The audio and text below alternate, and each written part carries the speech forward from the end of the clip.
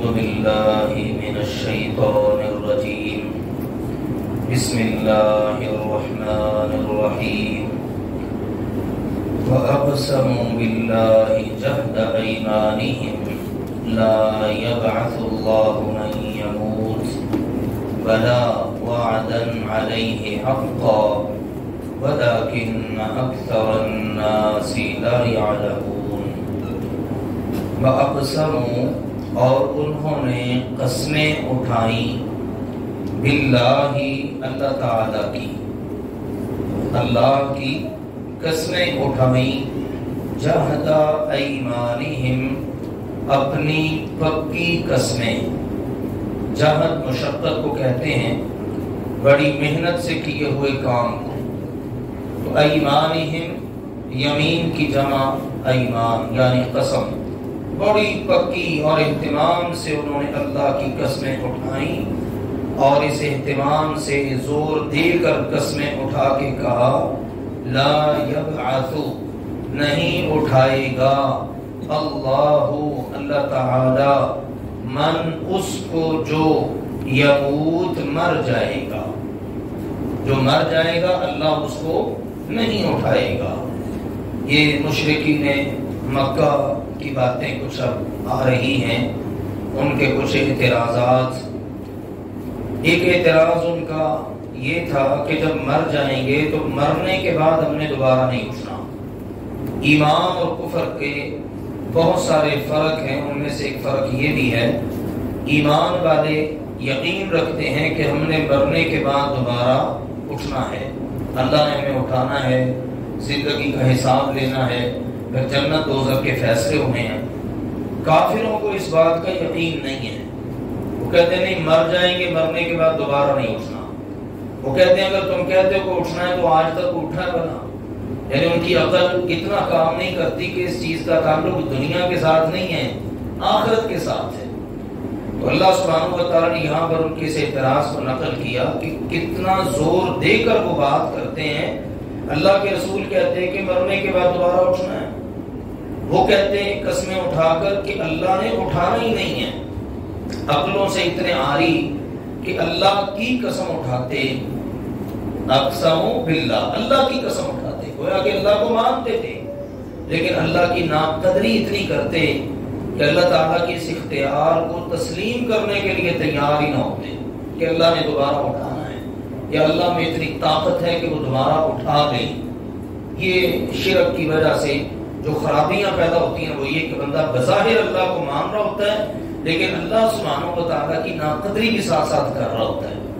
تو انہوں نے یہ کہا، اللہ نے جواب دیا، فرمایا بلا کیوں نہیں، وعدن وعدہ ہے، علیہ اس پر، حقاً سچا، یہ تو اللہ کا سچا وعدہ ہے کہ اس نے جس کو بھی موت دینی ہے اس کو دوبارہ اٹھا لینا ہے، قیامت کو اس کو اٹھائے گا۔ ولیکن اور لیکن اکثر الناس اکثر لوگ لا یعلمون جانتے ہی نہیں ہیں، لوگوں کی اکثریت کو علم ہی نہیں ہے، جاہل ہیں بیچارے، بے علم، ان کو اس بات کا یقین ہی نہیں ہے کہ ہم نے مرنے کے بعد دوبارہ اٹھنا ہے۔ وہ اللہ سبحانہ و تعالیٰ کی اختیارات کو تسلیم کرنے کے لیے تیار نہیں ہے۔ اچھا اللہ نے کیوں اٹھانا ہے؟ لیبینا تاکہ وہ بیان کر دے، واضح کر دے، لہم ان کے لیے، الذی وہ چیز، یختلفون فیہ جس میں وہ اختلاف کر رہے ہیں۔ کتنے اختلافات ہیں جن کا دنیا میں فیصلہ ہی نہیں ہو پاتا، لوگ ان اختلافات کو اپنے ساتھ ہی لے کے دنیا سے چلے جاتے ہیں۔ تو کیا اللہ ایسے ہی چھوڑ دے گا؟ نہیں، قیامت کے دن اللہ ان تمام اختلافات کا فیصلہ کرے گا، ٹھیک ہے نا؟ تو بعض اختلافات کے فیصلے دنیا میں ہو جاتے ہیں تو بعض کے نہیں ہوتے، تو ایک دن ہونا چاہیے نا کہ جس دن اللہ سارے اختلافات کے فیصلے کر دے اور یہ واضح کر دے کون سچا ہے، کون جھوٹا ہے، کون حق پہ ہے، کون باطل پہ ہے۔ تو اس کے لیے اللہ نے کون سا دن رکھا ہے؟ قیامت کا دن۔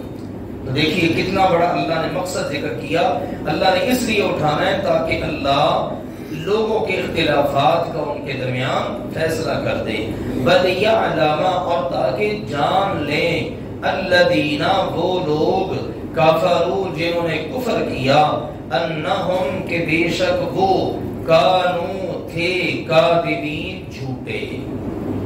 سچوں کو اپنے سچ کا پتہ چل جائے، جھوٹوں کو اپنے جھوٹ کا پتہ چل جائے. دیکھو نا، اگر اللہ نے قیامت کا دن رکھا ہی نہ ہو تو پھر تو سارے برابر ہو گئے، اچھے بھی، برے بھی، کافر بھی اور مسلمان بھی. تو اللہ ایسا ظلم کرنے والا نہیں ہے. قیامت کے دن اللہ اس بات کو واضح کر دے گا کون سچا ہے کون جھوٹا ہے. کافروں کو پتہ چل جائے گا کہ ہم تو جھوٹے تھے، اور ایمان والوں کو پتہ چل جائے گا کہ ہم سچے تھے. تو اس کے لیے قیامت کا دن ہے. پھر اللہ نے بڑی خوبصورت بات بتائی، فرمایا کس اللہ کے بارے میں کہہ رہے ہو کہ لا یبعث اللہ من یموت، جو مر جائے گا اس کو اللہ نہیں اٹھائے گا. اللہ کے بارے میں بات کر رہے ہو، اللہ کون ہے؟ اس کو تو تم نے پہچانا ہی نہیں، قدر ہی نہیں کی. سنو، اللہ وہ ہے جس کا فرمان ہے انما، سوائے اس کے نہیں، قولنا، ہماری بات، لشیء، کسی بھی چیز کے لیے، اذا، جب، اردناہ، ہم اس کا ارادہ کر لیں.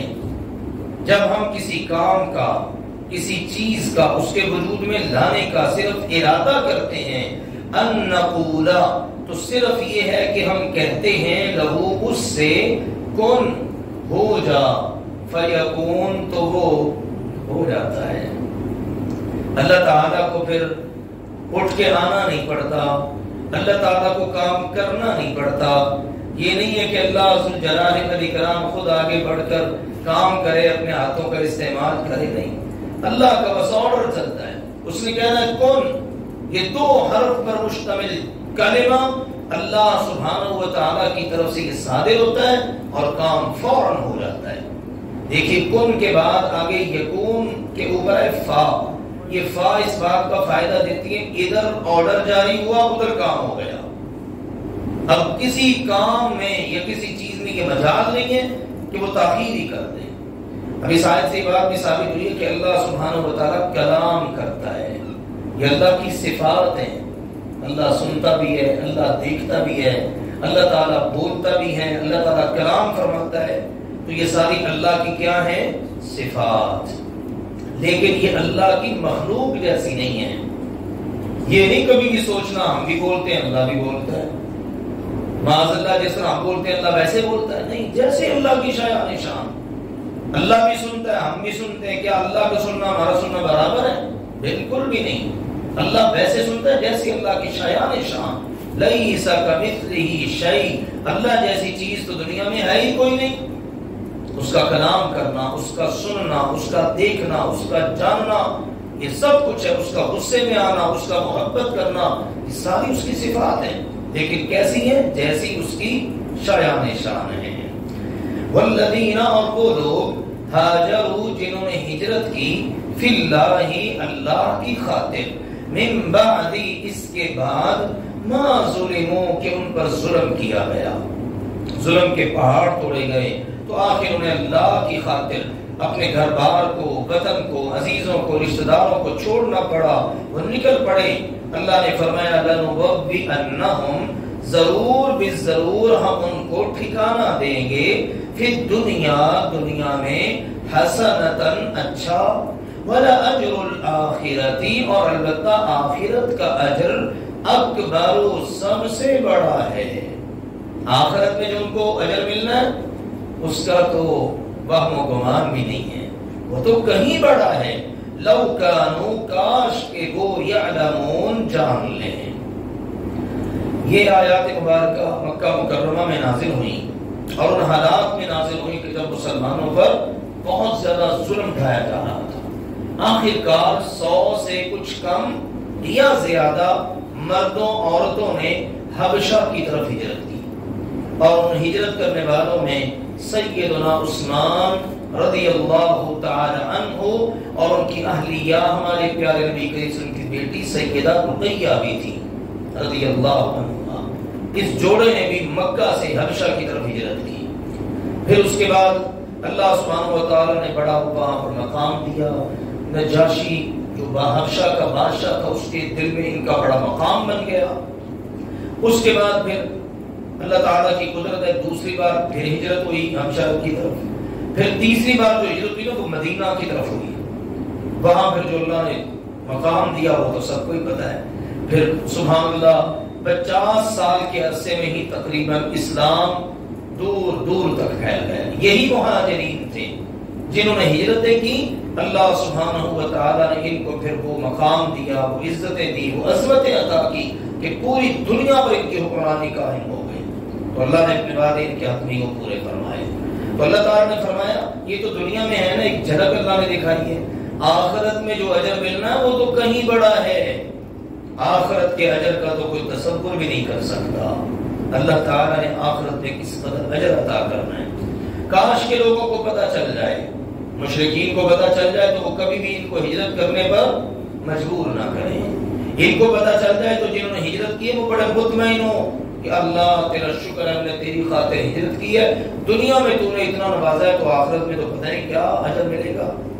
اسی طرح سے جن لوگوں نے ہجرت نہیں کی ان کو اندازہ ہو سکے کہ دنیا میں ملنے والا انعام کتنا زیادہ ہے تو آخرت میں اللہ نے کتنا نوازنا ہے. ہجرت کا بڑا فائدہ ہے, بڑے اس کے ثمرات ہیں, اور یہ قیامت تک کے لیے اللہ کا قانون ہے. جو اللہ کی خاطر ہجرت کرتا ہے نا, نبی اکرم صلی اللہ علیہ وسلم نے اس کے بارے میں بتا دیا ہے کہ جو ہجرت ہے نا تہدم ما کان قبلہ, اپنے سے پہلے والے سارے گناہوں کو مٹا کے رکھ دیتی ہے ہجرت. اسی طرح حج ہوتا ہے, اسی طرح اسلام قبول کرنا, یہ عمل ایسے ہے کہ جب بندہ یہ کر لیتا ہے نا تو اللہ پہلے والے سارے گناہوں کو معاف کر دیتا ہے.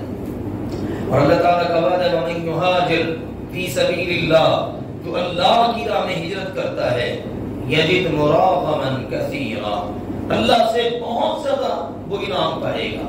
اللہ بے تحاشا اس کو اجر و ثواب عطا کرے گا اور اس کے گناہ بھی اللہ معاف کر دے گا. تو بڑے ایسے لوگوں کے لیے اللہ نے اچھے اچھے وعدے فرمائے. فرمایا الذین, وہ لوگ صبروا, جنہوں نے صبر کیا. یہ ہجرت جیسا عمل ہو ہی تب سکتا بندہ صبر کی دولت سے مالا مال ہو. صبر کرے, اتنی بڑی بڑی آزمائشیں تکلیفیں آتی ہیں, پھر صبر کرتا ہے, پھر اللہ کی راہ میں ہجرت تک کے لیے آمادہ ہو جاتا ہے. تو کہا وہ لوگ جنہوں نے صبر کیا, وعلی ربہم, اور اپنے رب پر, یتوکلون, وہ توکل کرتے ہیں, بھروسہ اعتماد اللہ پر. یہاں سے چھوڑ کے جائیں گے تو اللہ کبھی ہمیں ضائع تو نہیں ہونے دے گا, کبھی اللہ ہمارا اجر ضائع تو نہیں ہونے دے گا, کہ ہمارا اجر رائے گا تو بھی نہ جائے گا, اللہ ہمیں عطا کرے گا. وما ارسلنا, اور نہیں ہم نے بھیجا, من قبلک, آپ سے پہلے بھی, الا, مگر, رجالا, مردوں کو. رسول اکرم صلی اللہ علیہ وسلم خود بھی کیا تھے؟ مرد. آپ کی ازواج مطہرات ہیں, بیوی مرد کی ہوتی ہے نا, انسان کی ہوتی ہے. تو رسول اکرم صلی اللہ علیہ وسلم پر بڑا اعتراض ہوتا, اس کی بیویاں ہیں, اس کے بچے ہیں, یہ کھاتا پیتا ہے, یہ تو ہمارے جیسا مرد ہے. اللہ تعالیٰ نے فرمایا ہم نے آپ سے پہلے بھی جتنے رسول بھیجے وہ سارے کیا تھے؟ مرد. جتنے بھی آدم علیہ السلام سے لے کر عیسیٰ علیہ السلام تک آپ سے پہلے جتنے رسول آئے سب مرد تھے. کسی بھی عورت کو اللہ نے نبی نہیں بنایا, رسول نہیں بنایا.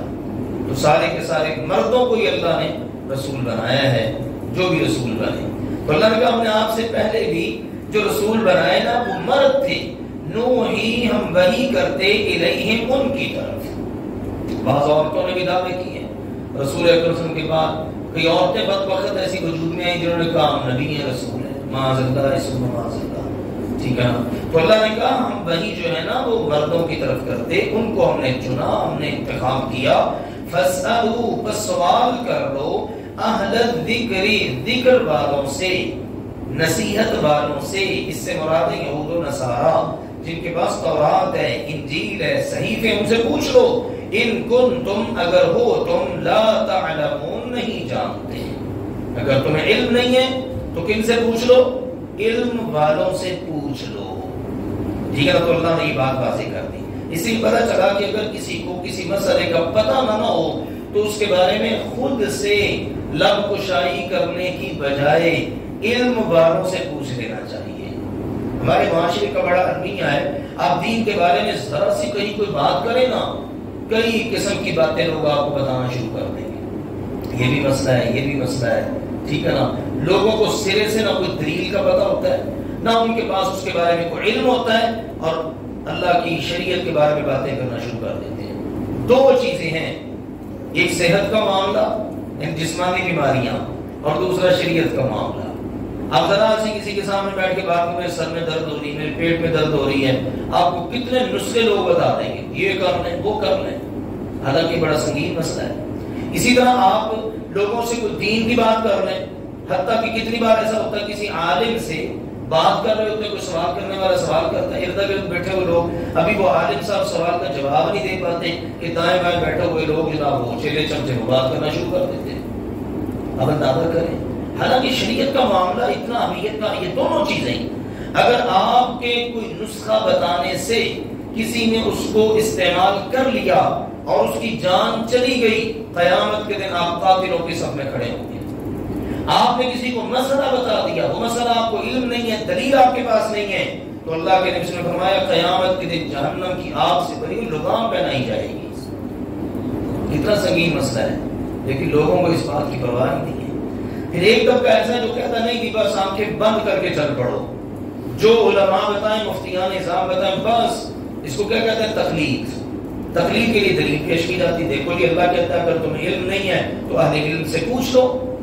اہل علم سے پوچھنا ہے تو اہل علم نے جواب دینا دلیل کی بنیاد پر۔ اگر کوئی قرآن پاک کی بات بتاتا ہے، حدیث پاک کی بات بتاتا ہے اور اس کی روشنی میں مسئلہ بتاتا ہے تو یہ تقلید نہیں ہے۔ تقلید ہوتی ہے کہ کوئی بندہ بات کرے، اس کے لیے دلیل کی ضرورت نہیں ہے، بس یہ ہمارے امام صاحب نے بتا دیا ہے، ہمارے مفتی صاحب نے بتایا، ہمارے عالم صاحب نے یہ بات کی ہے، تو آنکھیں بند کر کے اس کے پیچھے چل پڑنا، یہ ہوتا ہے تقلید۔ تقلید قلادہ کسی سے ہے، قلادہ کہتے ہیں پٹھے کو، جانور کے گلے میں پٹا ڈال دیا جاتا ہے نا، اب اس کو لے کے آپ جدھر جائیں گے اس نے ادھر ہی جانا ہے، اس نے بولنا تو ہے نہیں، بات تو کرنی کوئی نہیں۔ تو اللہ نے انسانوں کو، خاص طور پر مسلمانوں کو، جانوروں سے بڑا ہی بالاتر بنایا ہے۔ کسی مسلمان کو یہ زیب نہیں دیتا کہ بغیر دلیل کے جناب کسی کے پیچھے چلتا ہے، ٹھیک ہے۔ آباء و اجداد کی تقلید کرتے تھے لوگ، پہلے اب بھی کرتے ہیں، اور اب مذہب کے رنگ کے اندر ائمہ دین، مفتیان نظام، علماء کرام، بس ان کی بات کو ماننا ہے، ضرورت نہیں ہوتی کہ ان سے پوچھنے کے جناب آپ نے مسئلہ کیا تو اس کی دلیل بھی تو بتا دیں نا، ٹھیک ہے۔ اور دوسری بات یہ ہے کہ جو لوگ 8-8 سال 10-10 سال مدارس میں پڑھتے ہیں وہ بھی کہتے ہیں، بڑے بڑے مفتی بن جاتے ہیں وہ بھی کہتے ہیں کہ ہم امام صاحب کے مقلد ہیں۔ اب جس نے پڑھ لیا، جس کے پاس علم آ چکا ہے، اس کے لیے تقلید جائز ہی نہیں ہے۔ اگر یہاں سے دیکھ بھی لے تو اللہ نے کیا کہا؟ اگر تمہیں علم نہیں ہے تو اہل علم سے پوچھ لو۔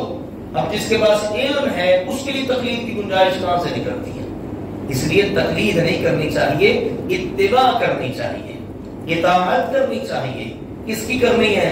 اللہ کی اور اللہ کے رسول کی۔ اطاعت اللہ کی ہے، اللہ کے رسول کی ہے، اور اتباع رسول اللہ صلی اللہ علیہ وسلم کی ہے۔ بس ان کے پیچھے چلنا ہے۔ کوئی بندہ بھی بات کرے، ہاتھ برہانکم، جناب دلیل دے دیجئے، اللہ نے کہیں کہا ہو، اللہ کے رسول صلی اللہ علیہ وسلم نے کہیں کہا ہو۔ آپ نے آخر کس حدیث سے استدلال کر کے ہمیں مسئلہ بتایا ہے؟ کہاں سے آپ نے یہ مسئلہ نکالا ہے؟ تو ہر چیز واضح ہو جائے گی۔ اس لیے قرآن و سنت کے اندر یہ تقلید کے مسائل نہیں ہیں، یعنی تقلید کرنا نہیں ہے، اتباع ہے، اطاعت ہے۔ اور آج کے معاشرے کے اندر جو احباب ہمارے بھائی تقلید کرتے ہیں، وہ تقلید نہ کرنے والوں کو غیر مقلد کہہ کرنا وہ تنقیص کرتے ہیں، تان کرتے ہیں، کیونکہ یہ تو غیر مقلد ہے۔ تو اللہ کا شکر ہے جو کسی کی تقلید نہیں کرتا، وہ اللہ اور اس کے رسول کے پیچھے چلتا ہے، اس کو یہ چلنا مبارک ہو۔ اور ویسے بھی دیکھیے نا، تقلید کب سے شروع ہوئی ہے؟ سب سے پہلے کہتے ہیں جی امام ابو حنیفہ رحمہ اللہ تعالیٰ تھے، چلو میکسیمم امام ابو حنیفہ رحمہ اللہ سے لے لیں۔ اس سے پہلے کہ مسلمان کس کے مقلد تھے؟ صحابہ کرام کس کے مقلد تھے؟ تابعین کن کے مقلد تھے؟ کسی کے مقلد نہیں تھے، وہ قرآن اور حدیث پہ چلنے والے تھے، اور ہم سب کا ایمان ہے کہ وہ کامیاب تھے۔ اگر وہ قرآن اور حدیث پر چل کر کامیاب ہو سکتے ہیں تو کیا ہم قرآن اور حدیث پہ چل کے کامیاب نہیں ہو سکتے؟ بالکل ہو سکتے ہیں۔ ائمہ دین نے بھی یہی کہا ہے، اذا صح الحدیث فهو مذہبی، انہوں نے کہا جب صحیح حدیث آ جائے وہی ہمارا مذہب ہے۔